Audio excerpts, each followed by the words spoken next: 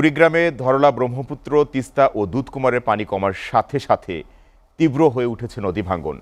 এরই মধ্যে অন্তত 10টি পরিবার ঘরবাড়ি হারালেও বসতভিটা হারানোর শঙ্কায় দিশেহারা নদী পারের হাজার হাজার পরিবার। এদিকে এসব নদ নদীর ভাঙ্গন কবলিত 15টি পয়েন্টের মধ্যে 6টিতে জরুরি ভিত্তিতে জিও ব্যাগ ফেলে ভাঙ্গন রোধের চেষ্টার কথা জানান পানি উন্নয়ন বোর্ডের কর্মকর্তারা।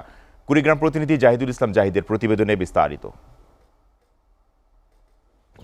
একের পর এক ভেঙে পড়ছে নদীর পার, আবাদি জমি গ্রাস করে নদী চলে আসছে বসতভিটার কাছে, কিন্তু প্রতিরোধের কোনো ব্যবস্থা না থাকায় ঘুম হারাম নদী তীরের বাসিন্দাদের। কুড়িগ্রামের উলিপুর উপজেলার বুড়িবুড়ি ও হাতিয়া ইউনিয়নের সীমানা বরাবর জলাঙ্গার কুড়ি এলাকায় প্রায় 2 কিলোমিটার ধরে ভাঙছে ব্রহ্মপুত্রের ডান তীর। এরই মধ্যে বিলীন হয়েছে অন্তত 10টি বাড়ি। ভাঙনের হুমকিতে পড়েছে 2000 পরিবার সহ 2টি আবাসন ও 3টি প্রাথমিক বিদ্যালয়। এছাড়াও কুড়িগ্রাম সদর, ফুলবাড়ি, রাজারহাট সহ বিভিন্ন উপজেলার 15টি পয়েন্টে ভাঙছে ধরলা, তিস্তা ও দুধকুমার। ভাঙন অব্যাহত থাকলেও নেই সরকারের কোনো প্রতিরোধ ব্যবস্থা, ফলে নিরুপায় হয়ে পড়েছেন ভুক্তভোগীরা। তাই শেষ আশ্রয়টুকু রক্ষার আকুতি তাদের। এখন যে বাড়ি 4-5 বার ভাঙলো, এখন পানি যে বাড়ি ভাঙলে কোথায় যাব তার কোনো আর ঠিকানা নাই। এখন সরকার যদি আমার পাশে দাঁড়াইলে হয়। এই পানি ভাঙতেছে, ভাঙার কারণে আমাদের ঘর বাড়ি গাছপালা কেটে আমরা সরেছি। পানি উন্নয়ন বোর্ড আশা দেয় যে কাজ হবে, কাজ তো করে না।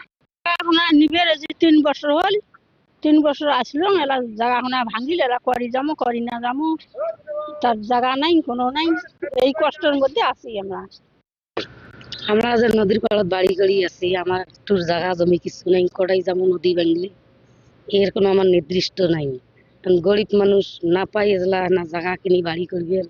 এদিকে পানি কমার পর নদী ভাঙ্গনের কথা স্বীকার করে এলাকার গুরুত্ব বিবেচনায় প্রতিরোধের জরুরি ভিত্তিতে কাজ করার আশ্বাস দেন পানি উন্নয়ন বোর্ড।